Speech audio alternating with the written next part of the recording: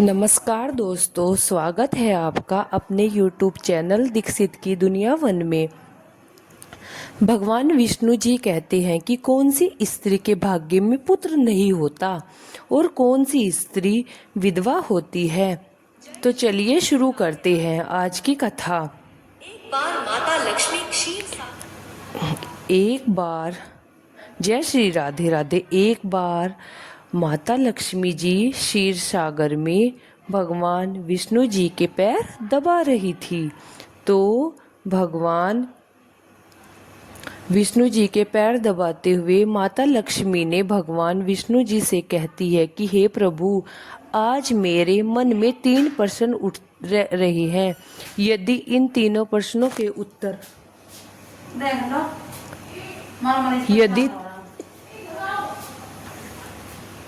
यदि इन 3 प्रश्नों के उत्तर देकर आप मुझे संतुष्ट करेंगे तो मेरे मन को बहुत शांति मिलेगी।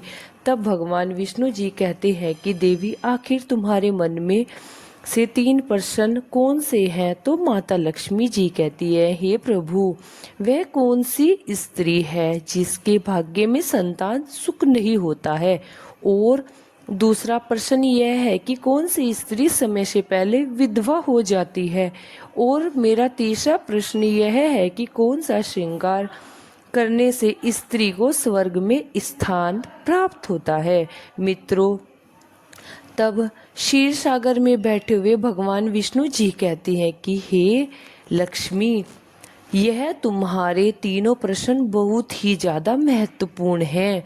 जो भी व्यक्ति इन तीनों प्रश्नों के उत्तर समझकर इस पर्याप्त ज्ञान को अपने जीवन में उतार लेता है, उसके जीवन में सुखों की प्राप्ति होती है। तब माता लक्ष्मी जी विष्णु भगवान जी को प्रणाम करती है और कहती है कि इन प्रश्नों के उत्तर समझकर इस पर्याप्त ज्ञान को अपने जीवन में उतार लेना चाहिए, उसी जीवन में सुख की प्राप्ति होती है। मित्रों, भगवान विष्णु जी कहते हैं कि देवी लक्ष्मी, अब मैं तुम्हारे तीनों प्रश्नों के उत्तर एक छोटी सी कहानी के माध्यम से देने वाला हूँ। इस कथा के माध्यम से तुम अपने तीनों प्रश्नों के उत्तर ठीक तरह से समझ पाओगी, परंतु मेरी यह शर्त है, जब तक मैं कहानी सुनाऊं तब तक आपको इस कथा को ध्यान से सुनना होगा। तो माता लक्ष्मी जी कहने लगी, प्रभु, मैं आपके को वचन देती हूँ, इस कथा को मैं पूरे मन लगाकर सुनूंगी। कृपया करके इस कथा को प्रारंभ करें। तब भगवान विष्णु जी कहते हैं और कि अब मैं कथा प्रारंभ करता हूँ। हे देवी लक्ष्मी, तुम इस कथा को ध्यानपूर्वक सुनो। प्राचीन काल की बात है। एक छोटे से नगर में एक सेठ रहा करता था। उस सेठ के 2 बेटे थे और सेठ के बेटों की शादी भी हो चुकी थी। सेठ की पत्नी और सेठ के बड़े बेटे दोनों का ही स्वभाव दुष्ट प्रवृत्ति का था। इसलिए सेठ की पत्नी अपने बड़े बेटे की पत्नी को बहुत ज़्यादा प्यार करती थी, मगर छोटे बेटे की पत्नी जो थी वह बड़े ही अच्छे स्वभाव की थी और वह एक पतिव्रता स्त्री भी थी और पूरे घर का सारा कामकाज भी वह अकेले ही कर लेती थी। इतना कुछ होने पर भी सेठ की पत्नी और बड़े बेटे की छोटी बहू का हमेशा ही अपमान करती रहती थी।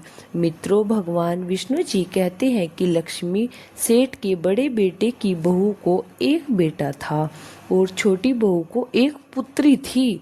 सेठ की पत्नी हमेशा पुत्र को लेकर छोटी बहू को ताना मारती रहती थी, लेकिन वह क्या कर सकती थी, वह हमेशा उनके ताने सुना करती रहती थी। दोस्तों, तब भगवान विष्णु जी कहते हैं कि हे लक्ष्मी, अब मैं तुम्हें छोटी बहू की कहानी अच्छे तरीके से समझाता हूँ।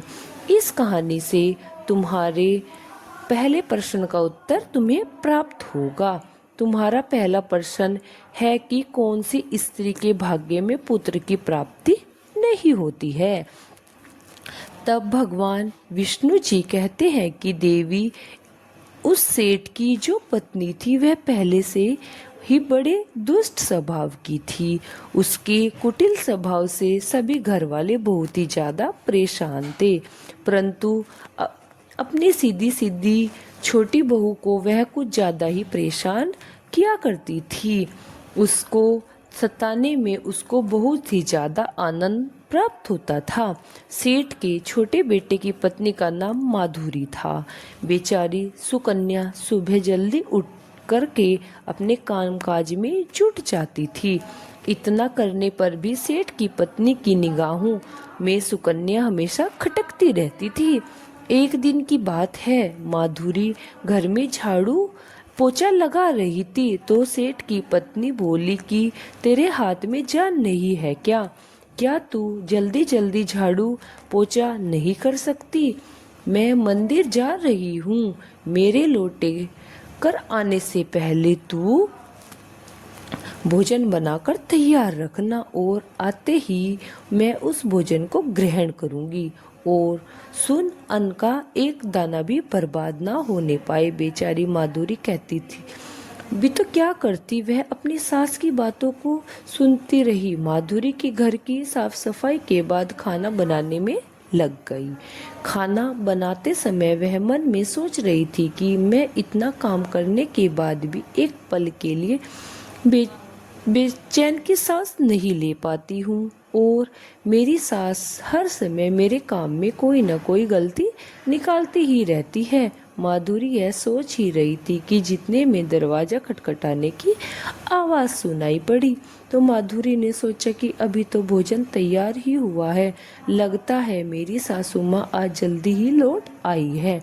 जब माधुरी ने दरवाजा को खोला तो उसने क्या देखा कि बाहर दरवाजे पर एक सन्यासी महात्मा जी खड़े हुए हैं। मित्रों, साधु महाराज माधुरी से कहता है कि बेटी तेरा सुहाग अमर रहे, बाबा को कुछ भोजन करा दे, मुझे बड़ी तेज से भूख लगी हुई है।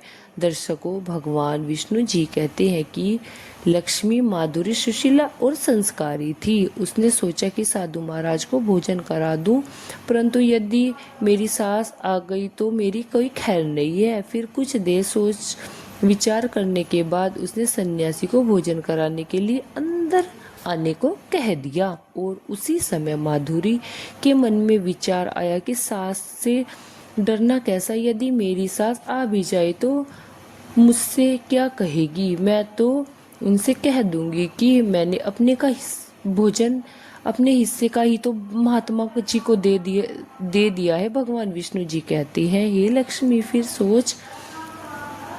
सोच करके माधुरी साधु को अंदर ले आती है और अतिथि धर्म का पालन करते हुए साधु महाराज जी को भोजन कराने लगती है। अभी साधु महाराज जी को प्रणाम करती है और कहती है अभी साधु महाराज जी को प्रणाम करती है और कहती है कि साधु महाराज जी भोजन करने के लिए आप बैठ जाइए। इतने में माधुरी की सास आ जाती है। फिर साधु महाराज को घर के अंदर बैठा हुआ देखते ही उसके सासू गुस्से के सातवें आसमान पर जा चढ़ता है। एकदम से साधु महाराज से कहती है कि यहाँ पर क्या किसी प्रकार का भंडारा या दावत चल रही है, जो तो राह चलते भिखारी को घर में बिठाकर खिला रही हो। माधुरी ने अपनी सास को रोकने की बहुत कोशिश की, परंतु उस दुष्ट स्त्री ने सन्यासी जी को धक्के मारकर घर से निकाल दिया। इसका खाना उठाकर भी फेंक दिया। अब उसका क्रोध माधुरी पर टूटा और कहने लगी, अरे दुष्ट औरत, मैंने तुझे कहा था कि अन्न का एक भी दाना बर्बाद नहीं होना चाहिए, लेकिन तूने क्या किया, उस भिखमंगे को इतना सारा भोजन दे दिया। दोस्तों, भगवान विष्णु जी कहते हैं कि हे लक्ष्मी। सुकन्या डरती हुई बोली, सासू माँ, मैंने सन्यासी जी को अपने हिस्से का भोजन दिया था, इसमें आखिर इतना गुस्सा होने की क्या बात है। द्वार पर आए अतिथि को कभी खाली हाथ नहीं भेजना चाहिए, ऐसा शास्त्र कहते हैं। भगवान विष्णु जी कहते हैं, इस प्रकार काफी देर तक सास बहू की तकरार चलती रही। अंत में उस कुटिल सास ने माधुरी को धक्के मारकर घर से निकाल दिया। अब वह बेचारी रोती हुई घर का दरवाजा पीटती हुई, परंतु उसकी सांस पत्थर जैसी बन गई और उसका दिल भी नहीं पसीजा। अब माधुरी के पास एक ही रास्ता बचा था कि वह अपने मायके में लौट जाए। दर्शकों, भगवान विष्णु जी कहती हैं कि हे लक्ष्मी, इस प्रकार माधुरी दुखी होकर कि अपने मायके के लिए निकल गई और बीच रास्ते में एक घना जंगल में रही। माधुरी भूख और प्यास से तड़पती हुई अपने मायके को चली जा रही थी। तभी अचानक जोरों से बादल गरजने और मूसलाधार बारिश शुरू हो गई है। भगवान विष्णु जी कहते हैं, बारिश से बचने के लिए माधुरी ने एक पेड़ की शरण ली, लेकिन वर्षा का वेग इतना तेज था कि बचना मुश्किल हो गया था। अब उसी पेड़ की जड़ में एक कोटर बना हुआ था। माधुरी यह सोचकर उसमें घुस गई कि बारिश रुकने के बाद वह बाहर निकल जाएगी और जब तक वर्षा हो रही है वह कोटर के अंदर ही बारिश से अपनी सुरक्षा करती रहेगी। मित्रों, भगवान विष्णु जी कहते हैं, हे लक्ष्मी, जब माधुरी उस पेड़ के कोटर में घुसी तो उस कोटर के अंदर से एक साधु मिले। फिर संत ने कहा, बेटी रोना बंद करो, मुझे मालूम है तुम्हारे घर वाले कितना तुम्हारा अपमान अनादर करते हैं और तुम्हारा वह दुष्ट प्रवृत्ति के हैं और तुम्हें ताना मारते हैं कि तुम्हारी जेठानी को पुत्र की प्राप्ति हो गई है और तुम्हें अभी तक पुत्र की प्राप्ति नहीं हुई है, इसलिए तुम चिंता मत करो। तुम्हारे एक पर्ची देता हूँ, इस पर्ची में जो उपाय लिखा है उसे तुम पूरी निष्ठा से करना और फिर तुम्हें एक गुणवान पुत्र की प्राप्ति होगी। दर्शकों, इस प्रकार वह संत महात्मा पर्ची देकर वहां से अंतर्ध्यान हो जाते हैं। उधर जब वर्षा बंद हो गई तो माधुरी को ढूंढता हुआ उसका पति वहां पर पहुंच गया और फिर माधुरी मायके न जाकर उसी जंगल में एक कुटिया बनाकर रहने लगी। भगवान विष्णु जी कहते हैं कि हे लक्ष्मी, एक दिन की बात है, माधुरी को पुत्र का ख्याल आया तो सोचने लगे कि यदि मेरे पास भी एक पुत्र होता तो ससुराल में मेरी भी इज्जत होती। वह ऐसा सोच ही रही थी कि उसे संत की दी हुई पर्ची की याद आ गई और जब पुत्र की प्राप्ति के लिए उस पर्ची को पढ़ा तो उसमें लिखा था कि बेटी, पुत्र प्राप्ति के लिए हमेशा स्त्री को रात्रि के समय पुरुष के बाईं तरफ सोना चाहिए। ऐसा करने से कुछ समय के बाद में बाईं करवट लेने से नाक का दायां स्वर और दाहिनी करवट लेने से नाक का बायां स्वर चालू हो जाता है और फिर जब भी पुत्र प्राप्ति की इच्छा हो तो उस स्थिति में मिलन से पहले यह निश्चय कर लेना चाहिए कि पुरुष का दायां स्वर चलने लगे और स्त्री का बायां स्वर चलने लगे। इसी समय गर्भ धारण किया जाना चाहिए। ऐसा करने से निश्चित ही पुत्र की प्राप्ति होती है और इसके विपरीत नाक के स्वर चलने से पुत्री की प्राप्ति होती है। दर्शकों, पर्ची में आगे लिखा था कि मासिक धर्म शुरू होने के प्रथम 4 दिवस में मिलने से पुरुष को रोग और प्राप्ति होती है, 5वीं रात्रि में मिलने से कन्या की प्राप्ति होती है, 6ठी रात्रि में मिलने से पुत्र की प्राप्ति होती है, 7वीं रात्रि में मिलने से बाध्य पुत्री होती है, 8वीं रात्रि में मिलने से ऐश्वर्यशाली पुत्र की प्राप्ति होती है, 9वीं रात्रि में मिलने से ऐश्वर्यशाली पुत्री की प्राप्ति होती है, 10वीं रात्रि में मिलने से अति ज्येष्ठ पुत्र की प्राप्ति होती है और 11वीं रात्रि में मिलने से सुंदर एवं अच्छे संस्कार वाली पुत्री होती है। दर्शकों, भगवान विष्णु जी कहते हैं कि लक्ष्मी, इस प्रकार उस माधुरी ने 10वीं रात्रि अपने पति से मिलन किया और गर्भ धारण किया। अब वह सुबह स्नान आदि कार्य से निवृत्त होने करके पूजा पाठ करके माधुरी का पति लकड़ी काटने चला गया। उसके पति के जाने के बाद तूफान आ गया। अब माधुरी की झोपड़ी तूफान में उड़ जाती है और भरी बारिश होने लगती है। फिर माधुरी बारिश से बचने के लिए एक पेड़ पर एक तोता पता लिखती है। यह पता उसी कोटर का था जिसे कोटर में माधुरी बारिश से बचने के लिए पहले छुप गई थी और माधुरी ने पेड़ के ऊपर पता इसलिए लिखा था कि जब उसका पति वापस आए तो पेड़ पर लिखा हुआ पता पढ़ करके उसी कोटर के पास आ जाए। दर्शकों, भगवान विष्णु जी कहते हैं कि हे लक्ष्मी, उधर माधुरी उस कोटर में छुप जाती है और कोटर के एक पेड़ की जड़ में बना हुआ था। उस पेड़ के पास 2 राक्षसी का निवास स्थान था। इधर से तो वह माधुरी वर्षा से बेचैन के लिए उस कोटर में जा छुपी हुई थी और वे दोनों राक्षसी बारिश से परेशान होने कर उस पेड़ की तरफ चली आ रही थी। फिर तो पेड़ के नीचे आकर के एक राक्षसी कहने लगी, अब तो चला भी नहीं जा रहा है। मन तो कर रहा है कि सोना टापू पर चली जाऊं। तभी दूसरी राक्षसी बोली, इसमें बुरा ही क्या है, तो चलिए हम सोना टापू पर चलते हैं। यह पेड़ हमें अभी उड़ा करके वहीं पहुंचा देगा जहां पर सोने का टापू है।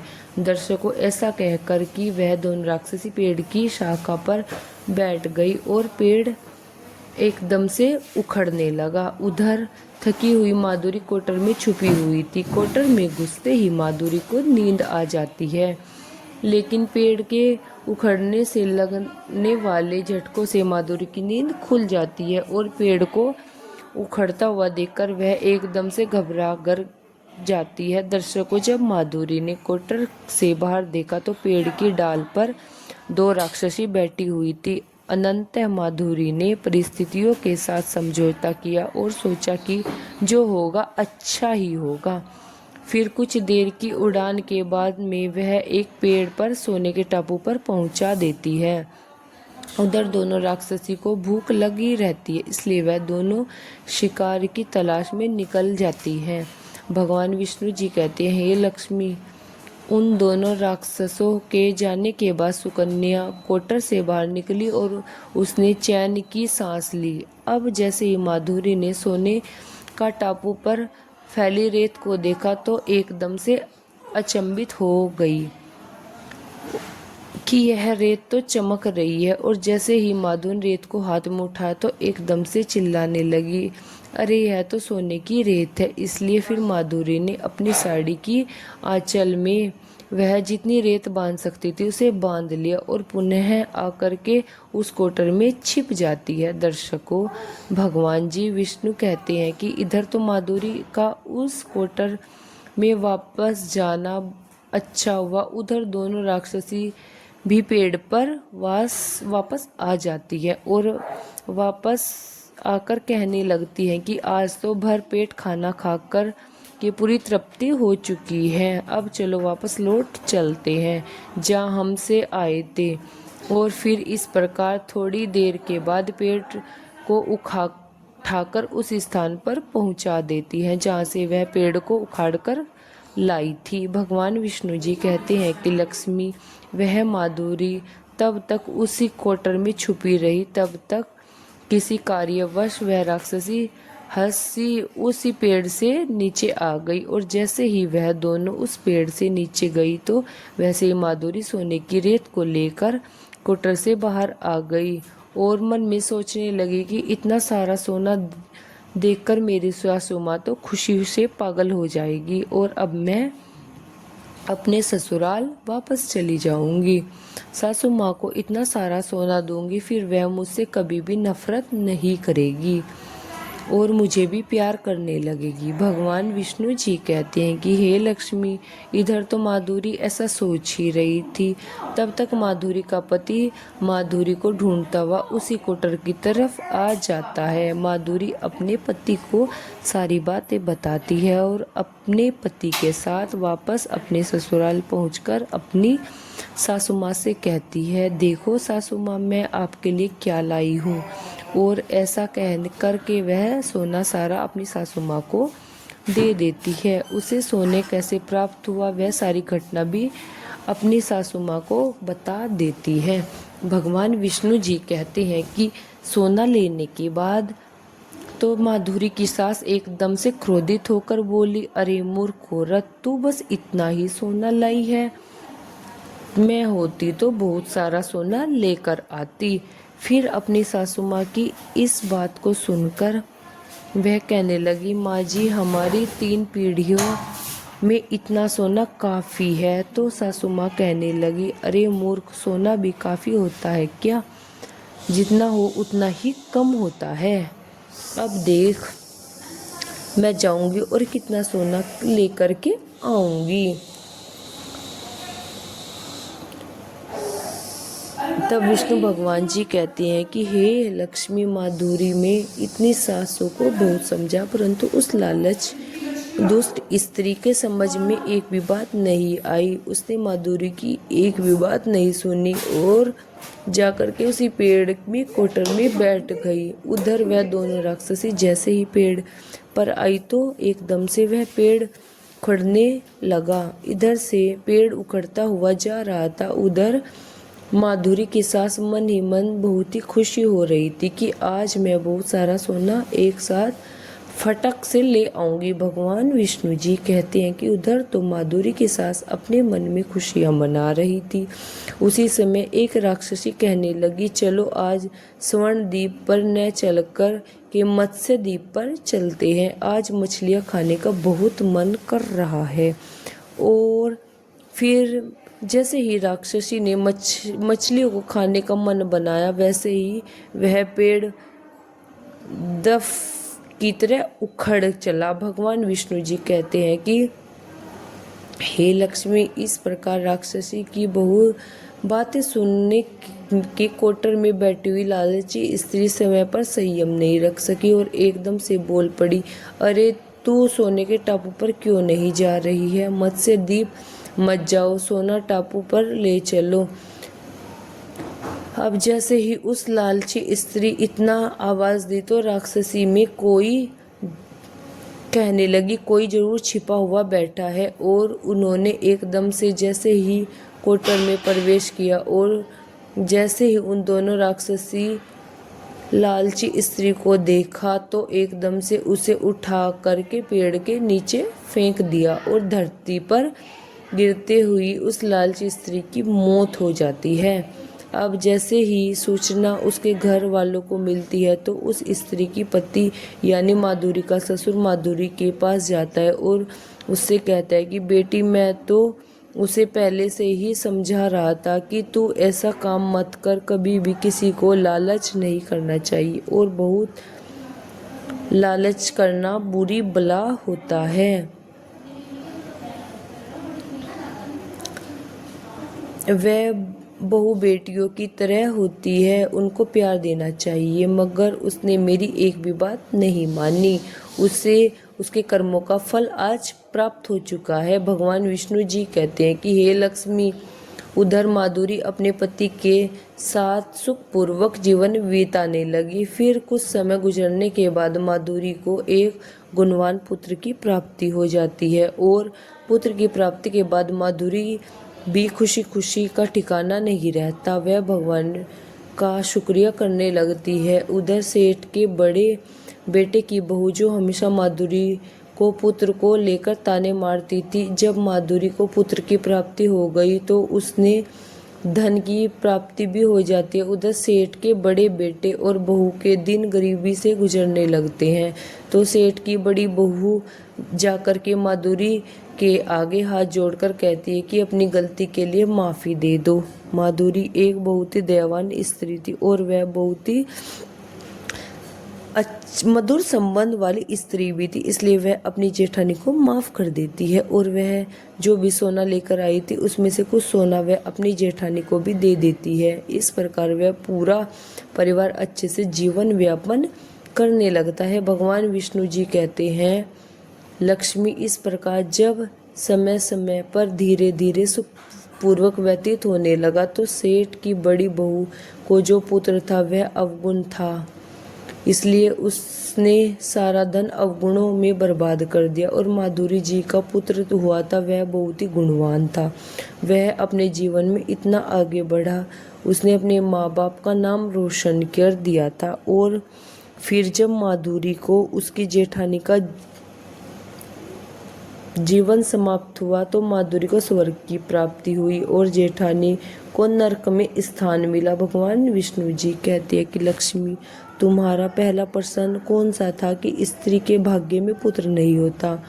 तो समझ लो, संत के द्वारा दिए हुए परिचय के विपरीत जो कार्य करते हैं उसके भाग्य में पुत्र योग नहीं होता है। इसलिए तुम्हारा दूसरा प्रश्न था कि कौन सा गहना पहनने से स्त्री या पुरुष की दर्दनाक मौत होती है। तो समझ लो कि लालच रूपी गहना जो सेठ की पत्नी ने पहना था और खूब सारा सोना लाने के लालच में कोटर में घुस गई थी और राक्षसों द्वारा नीचे फेंकी जाने गई थी। इसी के कारण सेठ की पत्नी की दर्दनाक मौत हो जाती है। इसलिए लालच रूपी गहना पहनने वाले लक्ष्मी जी, अब तुम्हारा तीसरा प्रश्न कौन सा था? श्रृंगार स्त्री से करने से स्त्री को स्वर्ग में स्थान की प्राप्ति होती है। तो वह चरित्र रूपी श्रृंगार यानी चरित्रवान और पतिव्रता स्त्री सेठ जी छोटी बहू की तरफ मृत्यु के बाद स्वर्ग में जाती है। इसलिए वह विवाहित स्त्री को पतिव्रता और चरित्रवान होना चाहिए। राधे राधे। अगर आपको वीडियो अच्छी लगी हो तो प्लीज़ लाइक, शेयर और सब्सक्राइब कर दीजिए। राधे राधे।